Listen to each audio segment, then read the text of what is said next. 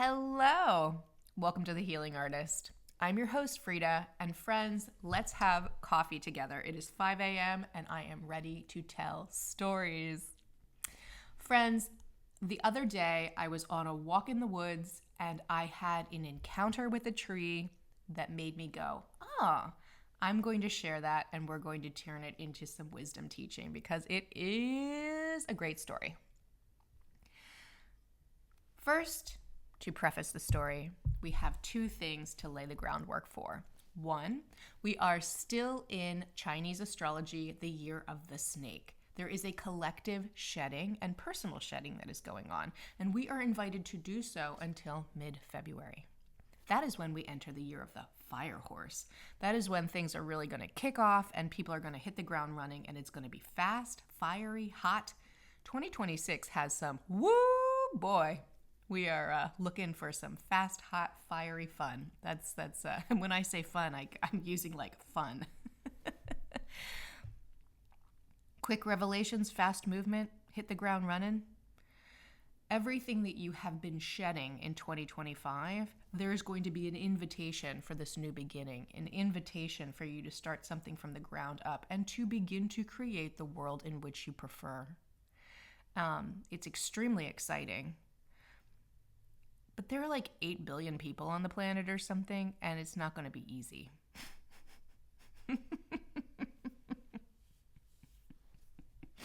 It's going to look real ugly, and we're probably going to see a lot of suffering. Why am I giggling? Because, God, what else is new, I guess? There's a level of surrendered acceptance.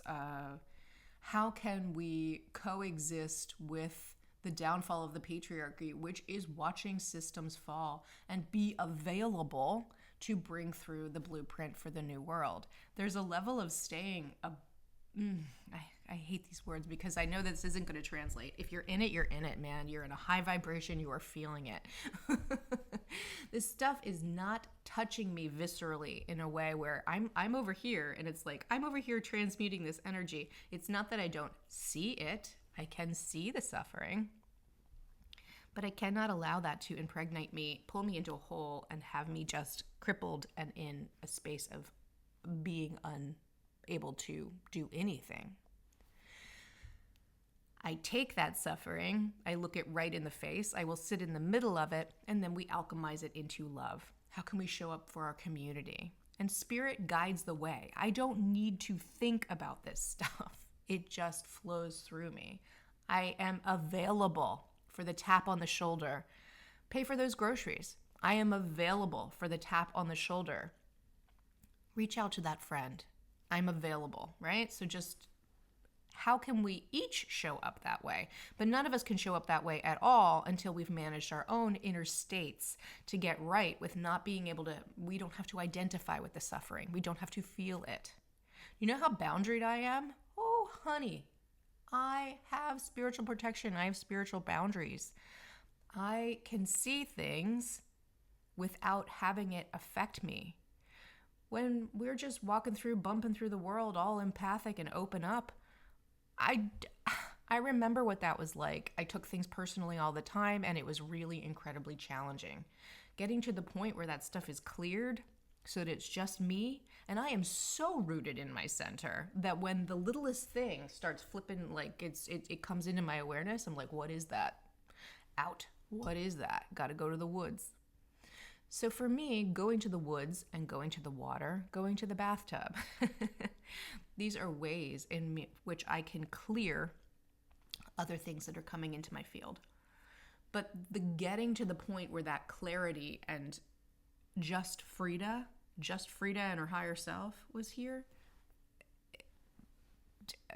I'm not taking it lightly, what I'm saying, because that it took years and years to get to this point. Yeah, there's a level of like personal, internal work that I did that led to personal mastery. What am I an expert on? I'm an expert on myself. Oh my God. I am willing to overturn every rock, look at it all. I will look at everything. Nothing scares me about myself. Not even a little bit. I love it. I'll go into the center of something that's challenging and just eat it up. I will sit there until it is clear. How can I take something personally when I understand that those around me are just operating through their own lens? It makes life a lot easier. And it also helps with reactivity so that I can just like pause before responding and not get super duper butt hurt as I walk through the world. Yesterday, I was walking in the woods, one of my favorite places, and I have a wonderful walk that I do. I think it's about 3 miles, and it's about 1.5 miles really steep hill. So the grade is gradual, and then the grade is really steep. And then you reach the top, and it plateaus for maybe 25 feet, and then it's a really steep decline. And when you get to the top, there is an incredibly beautiful tree. It is amongst a grove of trees. Your visual is just beautiful trees when you get to the top of the hill. But there is a single tree that is the most prominent, and it is on a different side of the path than all the other trees. I like this tree. Sometimes I high-five it. Sometimes I say hello. It just quietly in my head, I go, hello. Like, you are puffing and puffing up this hill. You get to the top, you plateau, you see the tree. Hey, what's up? You know, nothing crazy, but just an acknowledgement. I like this tree.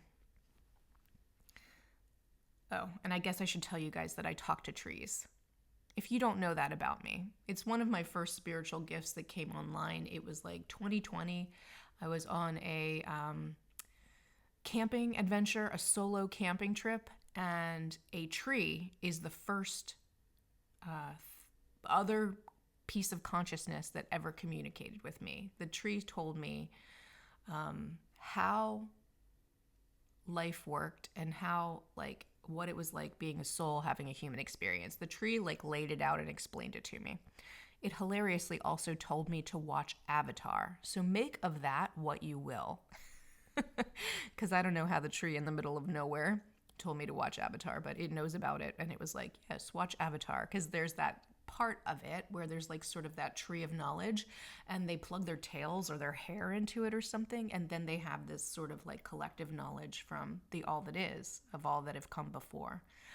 And they were using that as a way to explain how we are all connected and yet individually having a human experience. Anyway, so my belief system in that way came from a tree that I met in 2020. Okay, circling back. So I am taking my hike. I arrive at the top of the hill. There's the tree that I normally say hello to. One of its branches had fallen, and we're talking about a huge branch. We're talking about a branch that's like probably a yard in diameter and very long. And it had fallen right across the path.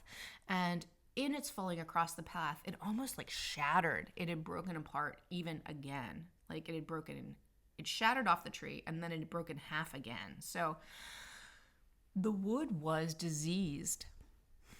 I saw it, and I have just been personally doing a lot of grieving. I have a personal loss in my life. I've lost one of my really, really close friends. And I've been doing a lot, not to death, to them not liking me anymore.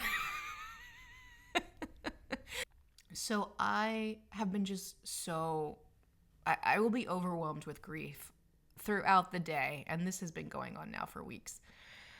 I see this tree branch and I felt grief.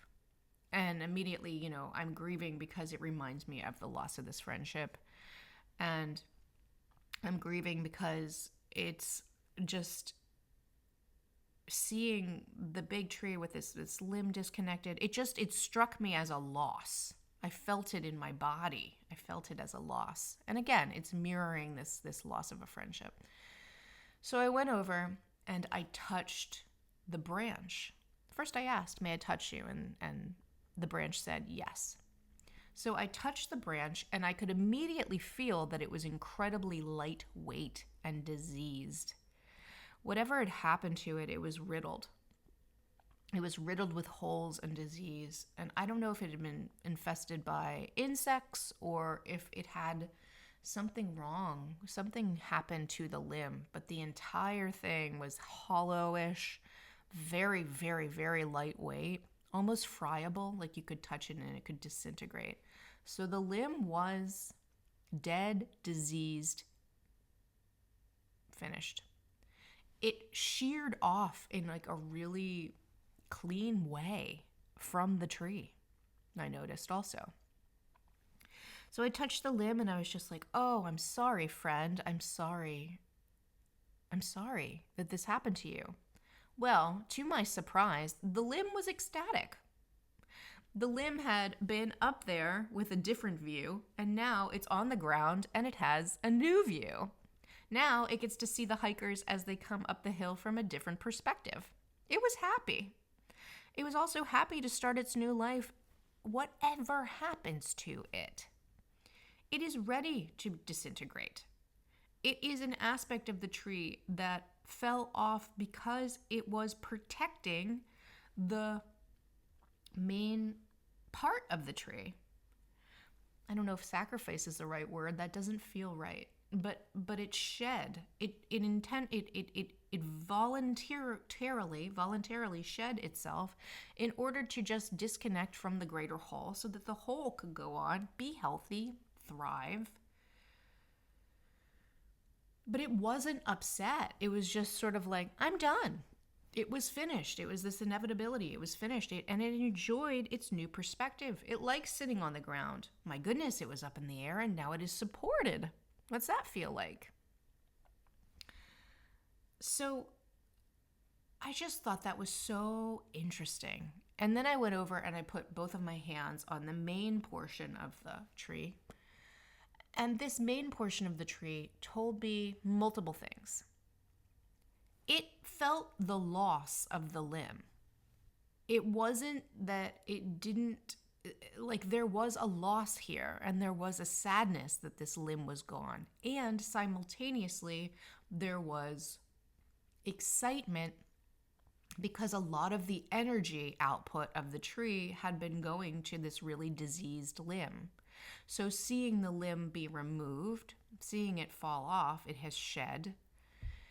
Now there is possibility for the tree to send energy to all of the other limbs that it still has and to protect its trunk and keep going and have a more healthy experience with all of the other root systems, with all of the other trees that are in this entire park. So while there was loss, there is also now new possibility for the tree to grow even taller, to take its resources and use them in different ways. It was okay. And it really brought forward for me, where are the giant places in my life that I'm having difficulty really letting go? Where are the big places? I would share that there's still something inside of me that is holding on to this belief that you have to work hard for money. Holding on to this belief that money comes from physical labor. And I've been shown that that's not true. And it's something I've been working with. But there's still little vestiges within my ancestrage, within my family line that is just it is still there. In a way where I'm like, can I pull this out before we speed off into the middle, into February? Can I really focus on pulling this out of my system? So really removing that starving artist, the scarcity. I'm an overgiver. I overgive. I undercharge. These are things that I want everyone to succeed. I want access for everyone. I want to make myself available in a way where people can heal. Because I know when I was first starting my healing journey, I didn't have a lot of money. I've learned to do this work because I had to do so much of it on my own. I couldn't afford healers. That was like a treat. Like, I might work with a healer once a month. And then as my journey went on, I had a teacher that offered like a subscription service where I had more access. So I always wanted to be somebody that created access for people. And one way that I can create access is by sharing with you things like this for free on the podcast. Now, if this inspires you to want to come work with me one-on-one, that's cool, like if you can afford it. But there's also like, here's the wisdom teachings and the way that I did this. Now, it's going to be different for you, but I will drop the nuggets if you're listening, and you can learn how to do it for yourself. And not everybody's here to do as much work as I've done. You know, they're just not. The level to which I have done this is because I want to be a clear channel, because that is my mission. The level of the way that I have handled my work and looked at my stuff, the majority of humans do not need to deal with this that much. Like, it's you just don't. You can have a real good life without walking through fire the way I have.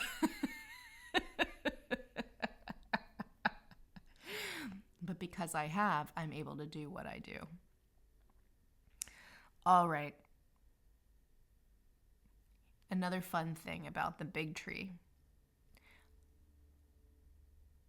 It told me its name was Charles, and then it started playing the Charles in Charge song. I don't think I've ever seen Charles in Charge, but I know what it is.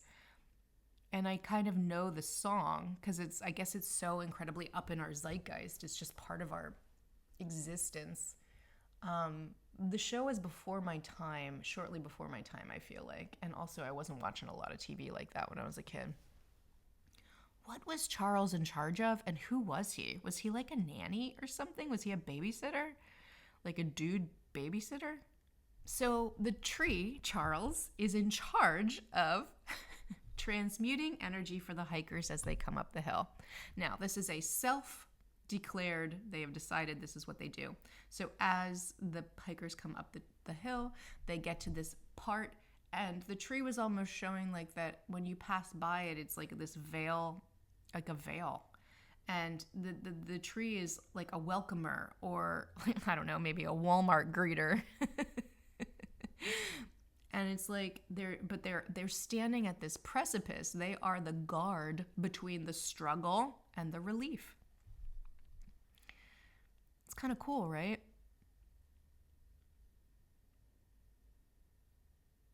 To walk next to the tree, to walk past it, to make this trek. You come around the tree and down, and it works with energy of humans. It helps. It's helping. God, and that's a silent act that tree does.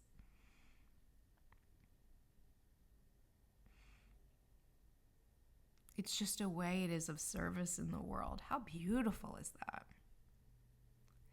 Now, if you're someone that never necessarily thought that everything has consciousness, or that all, it's easier to figure that trees and living things have consciousness, but like literally everything. Your house, your furniture, your stuff, your toys, everything has a consciousness of some form. How much we pour into that item will make the history of the item absorb or have even more consciousness. But everything has an awareness. Everything. Your clothing, everything. You know who talks really well about that is Marie Kondo. I think that she talks about it in a really accessible way, but she understands there's a vibration and frequency to everything you have, own, see, are. So that's a little heady and that's a little out there, but I think I can get you to the point where you understand that plants have consciousness, plants and animals. You can get to that, I'm sure, because you can see it. Trees love humans for the most part. They want to help us. Now, I have met trees in my life that do not want to hang out with me and have said no to me. I had a tree where I asked if I could hang a Halloween decoration in its branches. It told me no. And I was like, okay, I was going to honor it, and it went back and gave me a whap, like it hit me.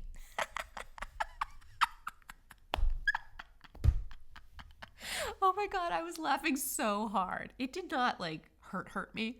I was not offended, but I thought that was so incredibly funny because it was like I was honoring it. I was like, yeah, okay, I won't hang anything in your branches, and it decided to give me a smack anyway. Oh, you guys. Do you have a tree friend? Do you have a tree that you especially enjoy hanging out with? Some trees that I've talked to have English language, like they communicate in my head. So I'll ask a question from the center of my head, and I will just have that full-on, clear, sentient feeling of the tree, so I can feel like the vibration of off the tree. And some trees are more vibey and alive than others, for sure, much like humans, right? And they have sometimes they'll drop an entire story, like they'll show me pictures, like it's not pictures like in a book, and it's not like a movie. It's just like this knowing. It's like a full-on knowing, because I don't see pictures. But it's just like the whole story is dropped in as if it was a memory that I had myself. I think that's called clear cognizance, when you just know. And then the other thing is that they clairaudiently give me language. They'll like talk to me. I can ask questions and hear the answers. So I'll ask the question from the center of my forehead, but the answers come in behind my left ear. So I hear from back here. That's something I just set up with spirit so that I understood what was mine and what was theirs. There's so much more nuance and so much more available than what we would try to describe as words. The words are extremely limited. So make of that what you will. What if you have this really old, gigantic piece of furniture in your house, and it's something that it does not hold an energy that you want? It isn't interesting to you. Maybe it was gifted to you by somebody. Something, I'm just using furniture as an example. Something that's big, bulky, and really not your vibe, and yet you are holding on to it out of, say, respect for the elder that gave it to you, or obligation. Oh, that was so-and-so's. It would dishonor them to have it removed or whatever. This is an invitation to sort of like wake up to the fact that it doesn't want to be here either if you don't want it. And if it's super big, right, maybe by selling it, passing it on to someone else, donating it, by removing this giant thing, it brings in space, access, freedom, movement. It brings in this ability for the energy to circulate differently and for you to have an openness to welcome something new into your life. Anyway, if you are grieving, the collective is grieving a lot right now. You're not alone. Feel it. Stop, cry. Curl up in a ball, rock around, use your somatics, move the energy. Don't push it down. Just allow it. Just feel it. There's nothing wrong with you. We're conditioned to think that like having strong feelings or emotions is wrong and bad. That's not true. That just makes the patriarchy comfortable. That just makes those who want to control us have an easier time. Feel your feelings. If you're mad, be mad.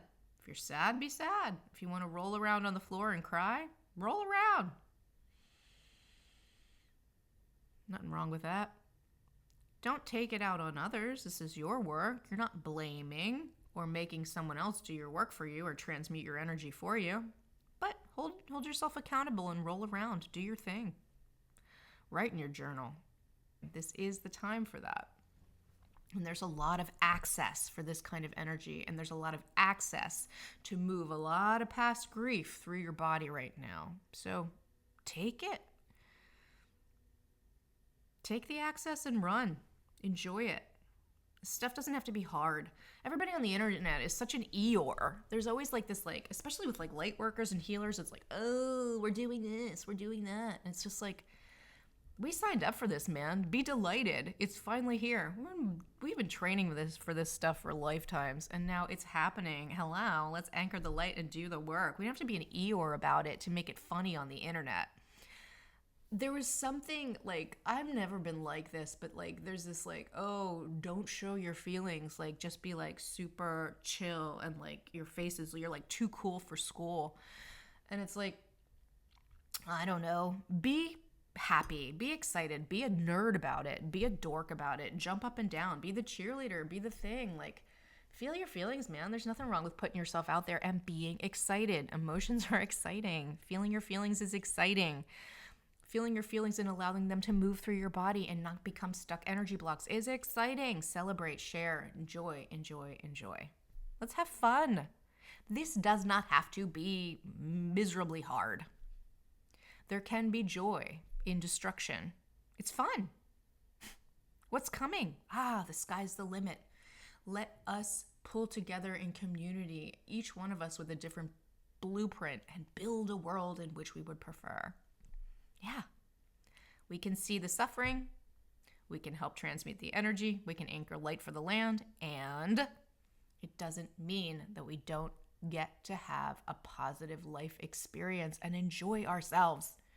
Enjoy yourself. You got this body in this life. Have some fun. Have some fun. All right. That's my tree story. I want to tell you that I love you. God, universe, source loves you. And I hope that you have a wonderful day.